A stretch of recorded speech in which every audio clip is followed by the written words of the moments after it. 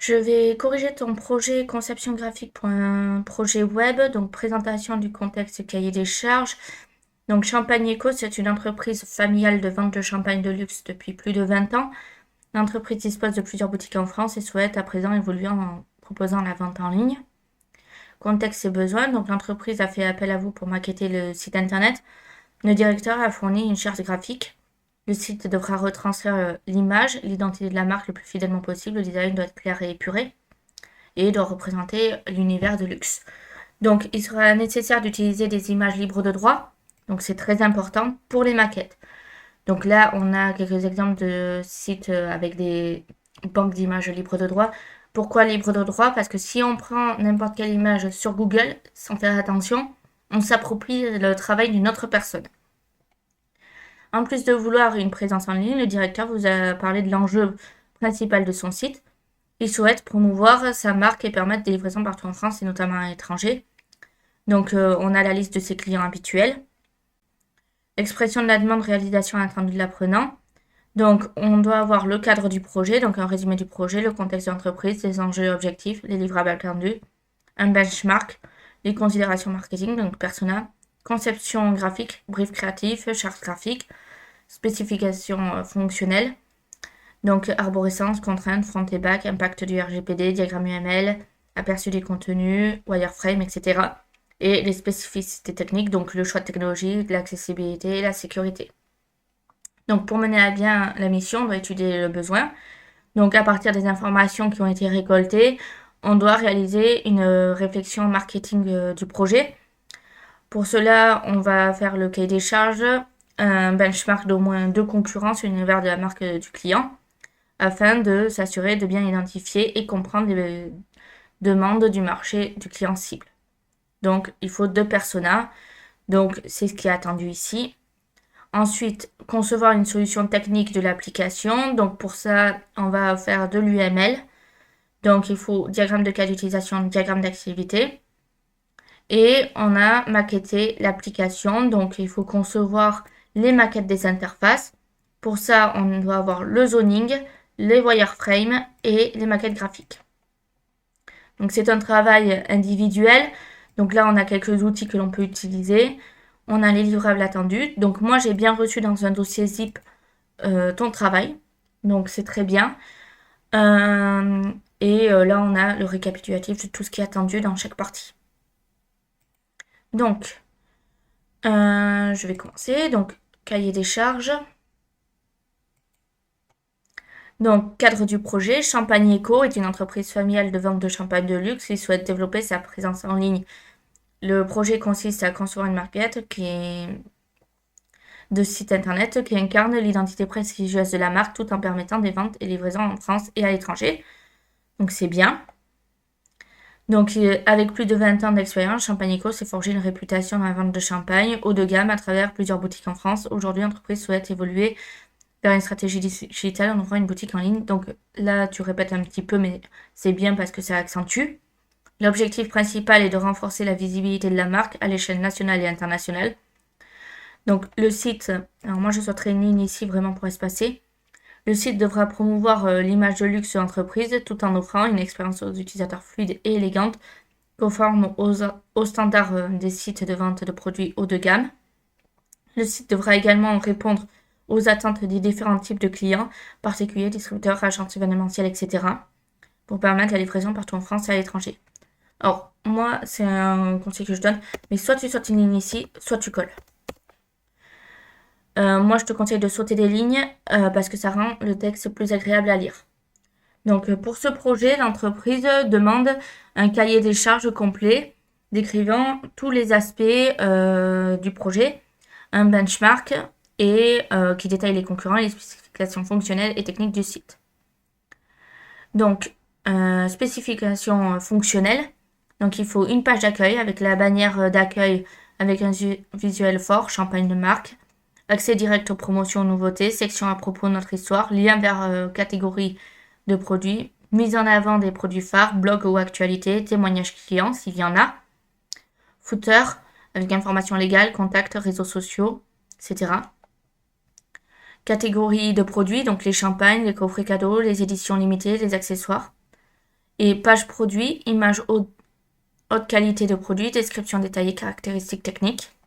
Et bouton d'ajout de panier. Alors là, tu as sauté plein de lignes. Voilà. À propos de nous, donc présentation de l'histoire familiale et des valeurs de l'entreprise, image de vignoble du domaine, etc.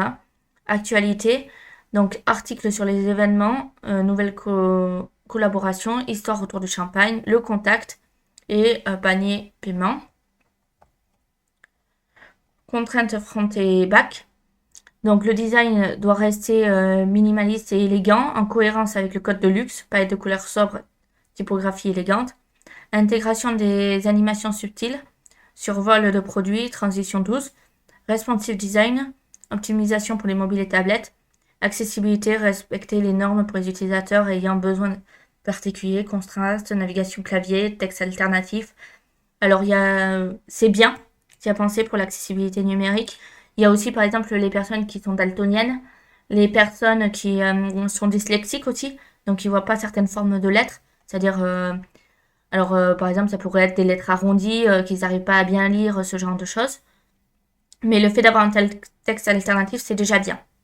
Pour le back-end, donc gestion de base de données de produits, description, stock, prix, promotion, système de gestion de commandes et utilisation historique, intégration en solution de paiement sécurisé, donc PayPal, intégration de système de suivi de livraison. Donc pour le RGPD, alors ça c'est très bien que tu en aies parlé. Donc ça doit répondre aux normes RGPD pour la gestion des données personnelles. Donc consentement explicite, donc pour la collecte des données, via des formulaires, contacts, création de compte, politique de confidentialité, les cookies. Donc là, il faut que ça réponde aux normes et qu'on puisse accepter ou refuser. La suppression des données et la sécurisation des données. Ensuite, le diagramme UML, donc diagramme de cas d'utilisation. Donc les principaux acteurs identifiés, clients, administrateurs du site, système de paiement, service de livraison, cas d'utilisation pour le client, consultation. Alors, je vais sauter une ligne juste pour...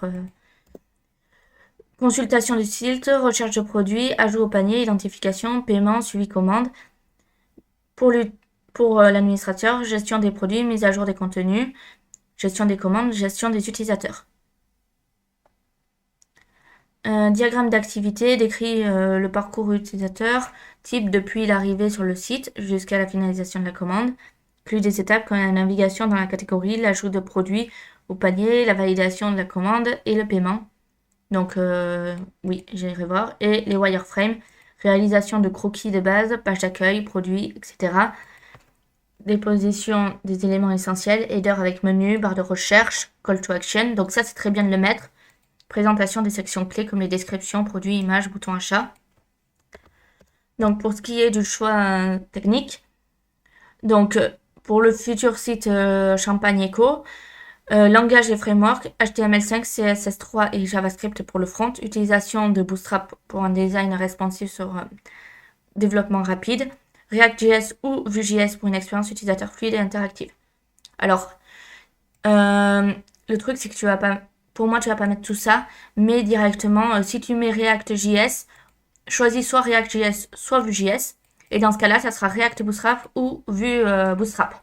Tu as un Bootstrap spécialisé pour l'un ou pour l'autre. Voilà. Mais tu peux le préciser si tu veux, mais c'est pas forcément nécessaire. Mais c'est pas faux, hein. Donc PHP avec Symfony pour le backend, assurer une bonne gestion et des performances. Alors c'est bien, tu mets les choix technologiques, mais par contre tu les compares pas, donc tu dis pas pourquoi tu as choisi ça. Enfin, tu le dis, mais on ne sait pas en fait sur quoi tu t'es basé pour faire le choix en comparant. Base de données, utilisation de MySQL pour gérer les données des utilisateurs. Donc là, c'est pareil. Donc, intégration de systèmes de paiement tels que PayPal qui offrent des solutions sécurisées. OK. Et les outils de gestion de livraison. Donc, niveau accessibilité, l'accessibilité est essentielle pour toucher une audience plus large, incluant les personnes en situation de handicap. Le texte alternatif, donc le HALT, les couleurs et contrastes, donc c'est très bien. La navigation clavier, la taille du texte ajustable, les formulaires accessibles. Alors, il n'y a pas que ça, mais il y a aussi la police d'écriture. Et donc, oui, la sécurité, donc certificat SSL, chiffrement des données, authentification à 2 facteurs et mise à jour régulière. avec sauvegarde automatisée et protection des paiements. Donc c'est très bien, tu as bien tout couvert. Alors moi, c'est un petit conseil que je vais te donner. Là, c'est au niveau esthétique du document. Tu peux faire ceci et tu vois, tu peux justifier comme ça. Voilà. Et comme ça, tu vois, tu as tout qui s'aligne sur le côté. C'est pas une obligation, mais c'est un petit plus en bureautique. Donc, je vais prendre le benchmark. Donc, Ruinart. Alors,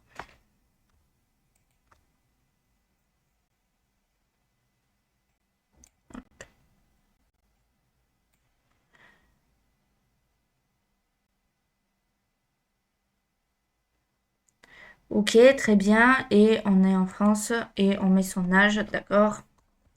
9.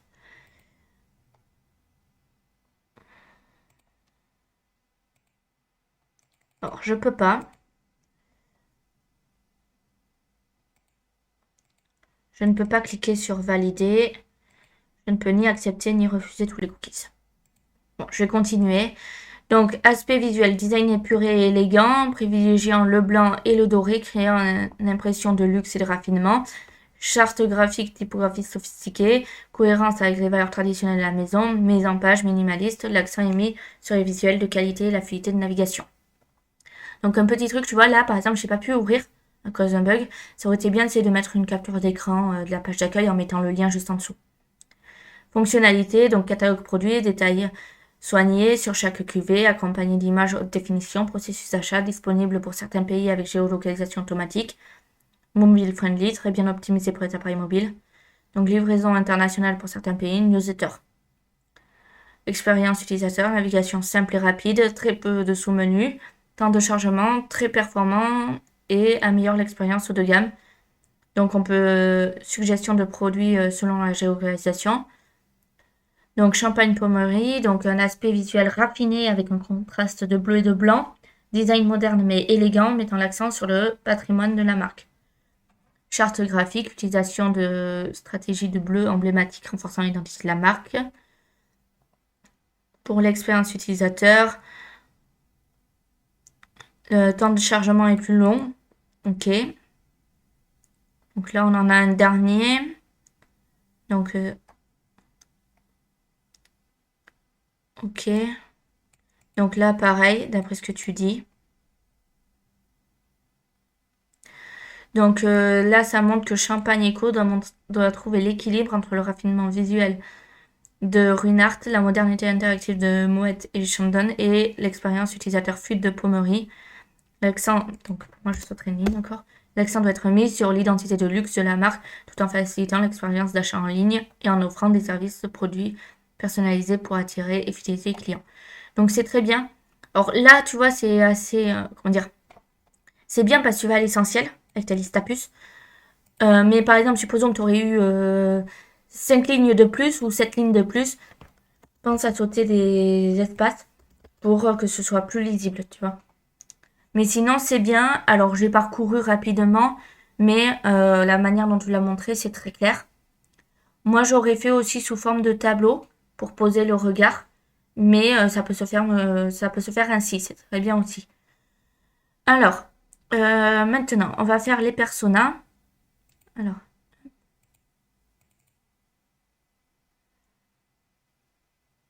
ok. Donc, on va faire les personas.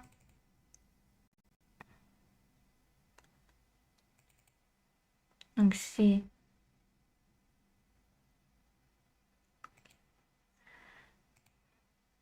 Donc, persona Frédéric. Voilà. Alors,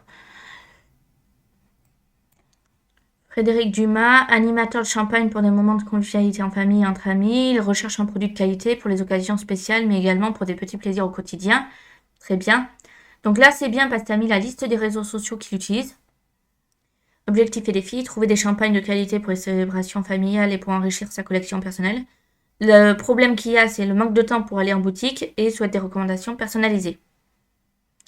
Source d'informations et type de format. Blog sur le vin et le champagne, avis de consommateurs, newsletter de marque de champagne. Donc, il a 47 ans, responsable marketing, convivial. attentif aux détails. Alors, authenticité, partage, situation familiale, marié, 2 enfants, et il habite à Toulouse. Ok, là, il te manque un petit espace. Alors, c'est juste la ponctuation, hein, mais il te manque un espace après. Comment on peut l'aider? Offrir une expérience de vente en ligne simple avec des fiches produits détaillées et des suggestions adaptées à ses préférences. Objection à l'achat, craindre que le produit reçu ne soit pas conforme à ses attentes. Consulte les avis, recommandations en ligne, compare les prix, puis passe commande pour une livraison à domicile. Alors, c'est très bien parce qu'il est très complet ton persona. En plus, on peut s'identifier vu qu'il y a une photo. Mais ce que je te recommande, c'est d'ajouter l'appétence technologique. C'est-à-dire que, ok, on a les réseaux sociaux, on sait où il va. Par contre, on ne sait pas combien d'heures il passe par jour sur Facebook. Et c'est pas parce que quelqu'un, par exemple, à 47 ans est inscrit sur Facebook qu'il s'y connaît vraiment en informatique. Comment dire, là, je ne veux rien dire. Donc, ça va de 0, tu peux faire une barre comme ça. Ça va par exemple de 0 jusqu'à 5. 5, c'est très fort en informatique. 0, c'est n'y connaît pas grand-chose. Et donc, tu positionnes la personne sur cette barre. Et en plus de ça, pense à parler du fait que combien d'heures il passe vraiment par jour. Ça te permettra de savoir combien de temps de pub tu dois cibler sur Facebook, LinkedIn, Instagram, etc. Donc, pour Mathilde, alors, organisatrice de mariage et d'événements privés, recherche du champagne qui ajoute une touche d'élégance à ses prestations, souhaite offrir à ses clients une expérience mémorable avec des produits qui reflètent le prestige de leur célébration. 38 ans, très bien. Ok. Donc, à la différence par exemple du premier et de Mathilde, Mathilde habite une énorme ville alors que Toulouse, bon, est un peu plus petit quand même. Objectifs et défis. Donc là, comme on peut voir, on a les mêmes réseaux sociaux. Proposer à ses clients des champagnes adaptés à chaque type d'événement, tout en restant dans le budget défini. Difficulté à trouver des champagnes qui se démarquent et à coordonner la logistique et livraison. Réseaux sociaux de fournisseurs, avis clients, recommandations d'autres organisateurs d'événements. Donc proposer une sélection de champagne haut de gamme avec un service de livraison ponctuel et des offres spéciales pour les événements. Donc ça peut être bien si par exemple elle devient une bonne cliente de lui faire des ristournes aussi. Donc ça aussi. Coût des bouteilles et fiabilité de la livraison pour les événements à date fixe. Donc voilà. Parcours d'achat, recherche des fournisseurs en ligne, teste quelques références, puis noue une relation de confiance avec le fournisseur pour les futurs événements. Donc c'est très bien. Là aussi, il manque l'appétence technologique et le nombre d'heures qu'elle passerait sur ses réseaux sociaux. C'est bien de dire où on peut la trouver, mais combien de temps par jour on peut la trouver dessus, c'est quand même bénéf. Donc pour Sylvain, donc ok, lui il est restaurateur. Donc il recherche des champagnes pour les célébrations familiales et pour enrichir sa collection personnelle. D'accord, donc il recherche la confiance, source d'information et ok. Donc lui aussi, il a 48 ans. Alors lui, à la différence des deux autres, il n'est que sur 2 réseaux sociaux. Alors là aussi, il a une petite faute. Donc lui, il habite à Bordeaux. Très bien. Proposer des offres adaptées aux professionnels avec des tarifs dégressifs pour les commandes en gros et un support client personnalisé. Donc ça, c'est très bien. Ok. D'accord. Donc lui, c'est bien aussi. Mais comme je l'ai dit, toujours pense au nombre d'heures. Il est restaurateur, donc ça veut dire qu'il n'a pas forcément de temps à accorder sur les réseaux sociaux. Combien d'heures il passe et son appétence technologique. Et une dernière chose, les images, il faut qu'elles soient libres de droit, forcément. Donc, maintenant, l'UML. Donc, là, hop, on a le diagramme d'activité. Donc, on remonte. L'utilisateur entre sur le site. Il recherche un article. Donc, s'il n'est pas en stock, soit il peut abandonner et quitter le site. Donc, en fait, c'est pas forcément là en fait qu'il faut le mettre.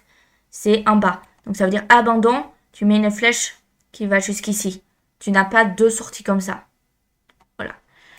Ensuite, quand il entre sur le site, il peut rechercher un article directement, mais il peut tout aussi bien, par exemple, regarder l'histoire de la marque, ou il peut, voilà, il n'est pas obligé de rechercher directement un article. Si le stock est OK, il peut l'ajouter au panier.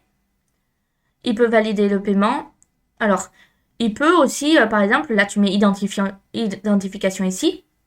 Ça, c'est dans le cas où il décide d'ajouter au panier et de valider le paiement, s'il n'est pas authentifié. Mais il peut décider de s'authentifier. Et dans ce cas-là, il peut décider donc d'ajouter au panier, ce qui implique une autre façon de procéder aussi. Mais ça, c'est pas faux. Livraison, paiement, soit par PayPal, carte de crédit, valider la commande et sortir du site. Donc c'est bien. Alors, diagramme de cas d'utilisation. Donc, ok. Alors, l'administrateur, il se met en dessous du client. Il se met pas dans un coin à part. Donc, là, tu mets l'internaute un peu plus haut. Donc, l'internaute consulte le catalogue, ajoute des produits au panier et commande. Le client, lui, il hérite de l'internaute. Il peut donc commander, ajouter au panier et consulter le catalogue. Mais il peut également payer. Et pour cela, il faut qu'il se connecte. Et l'administrateur qui va, donc la flèche là, elle est fausse. Il faudrait qu'il soit en dessous. Et donc dans ce cas-là, c'est bon. Il peut donc faire tout ce que fait le client, plus gérer les commandes, gérer les utilisateurs, gérer les produits. Parce que un administrateur peut être client et un client peut être juste internaute. Et donc ici, alors ça non, c'est diagramme de cas d'utilisation.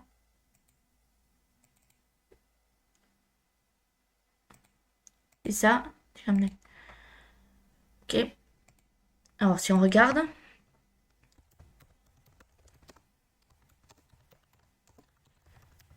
Donc, il y a plusieurs diagrammes qui existent. Donc ça, c'est le diagramme de cas d'utilisation. Il y a le diagramme de classe aussi qui existe. Regarde. Il ressemble à ceci. Donc si tu as vu un peu les MCD, ça est ressemblant. Et tu as par exemple le diagramme de séquence aussi. Comme ceci. Voilà pour l'exemple. Donc, si j'ouvre celui-ci. Ok, donc là c'est le même que le précédent, j'ai l'impression. J'ai pas l'impression de voir de différence. Bon. Pour le 4. Alors, j'ouvre un zoning en premier. Alors. Donc, on a le logo en haut. Produit. Notre histoire, actualité, nouveauté, boutique et la croix. Ok. Donc là, on a une image. On suppose que c'est une image. Et là, on a logo. On a une image, je suppose. Ok, très bien. Donc, petite précision quand même. Si le client, par exemple, aurait été d'accord, celui pour qui tu fais le site, il faut qu'il signe en bas pour dire on acte le fait que le zoning sera comme ça et le wireframe sera ressemblant. Donc là, c'est bien. J'ai rien à redire là-dessus. Alors, par contre, mettre le nom de ce à quoi ça correspond. Par exemple, le zoning 1, ça correspond à l'accueil ou voilà. Donc, j'ouvre le wireframe. Donc, page d'accueil. Mettre. Très bien. Donc, ça, c'est nos produits. Ok. Donc, ça, c'est bien. Là, on a produit choisi. Donc, on a un produit. Donc, c'est bien parce que c'est très ressemblant à tes zonings. Donc, c'est très propre aussi. Là, on a notre histoire. On a nouveauté. On a la boutique. C'est parfait. Donc, ok. Et là, en fait, tu les retrouves en individuel. D'accord, très bien. Donc, si je réouvre juste la page d'accueil. Ok. Donc, c'est parfait. Là, je reprends. Alors, ici.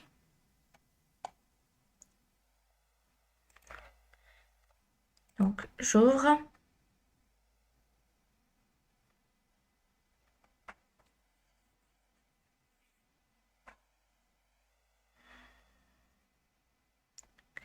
En attendant, je vais regarder ceci.